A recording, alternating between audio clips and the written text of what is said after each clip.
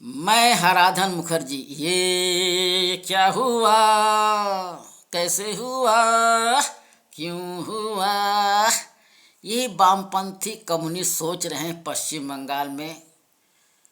34 साल तक शासन किया वामपंथी कम्युनिस्टों ने, 34 साल तक शासन किया मुस्लिम तुष्टीकरण के कारण। मुसलमानों को जितना दे सकते थे खूब दिया, मुसलमान लेते भी रहे कि मुसलमान किसी के होते नहीं हैं।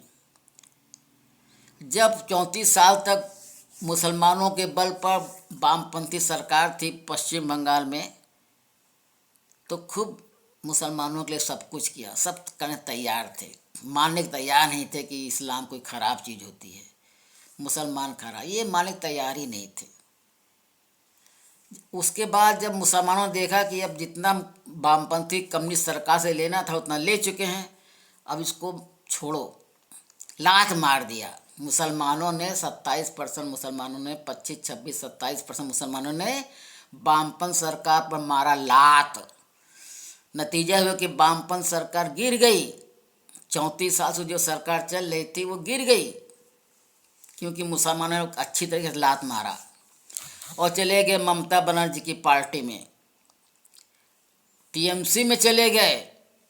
टीएमसी को अपना आश्रय बनाया और अपनी मन मर्जी के खिलाफ, अपने मन मर्जी के अनुसार ममता बनर्जी को नचाया, कुदाया, उनसे तमाम सुविधाएं लिया है।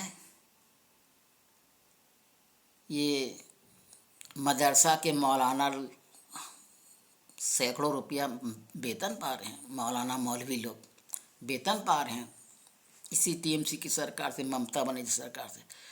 अब मुसलमानों ने देखा कि हमारा एक नेता बन गया है, हमको मिल गया एक विकल्प हुमायूं कबीर के नाम पर, तो वो अब मुसलमान हुमायूं कबीर की तरफ चले गए, बाबरी मस्जिद बना रहे हैं। ममता बनर्जी के हाथ पर ढीले पड़ गए। अब इसके विकल्प में ममता बनर्जी ने क्या सोचा कि भाई इसका कोई काट करें, तो उन्होंने कहा अब हम भी मंदिर बनाएंगे। तो ममता बनर्जी अब मंदिर बनाने के चक्कर में है। ये है, मुसलमान किसी के होते नहीं है।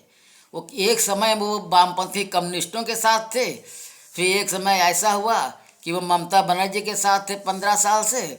अब उनको एक विकल्प उनका हुमायूं कबीर के नाम पर, अब ये लोग अब हुमायूं कबीर के आधार को नेता मान लिया और उसी के रास्ते पर चल रहे हैं। ममता बनर्जी के हाथ पांव ढीला है, ममता बनर्जी की हार निश्चित है, ममता बनर्जी हार जाएंगे, क्योंकि मुसलमानों ने साथ छोड़ दिया।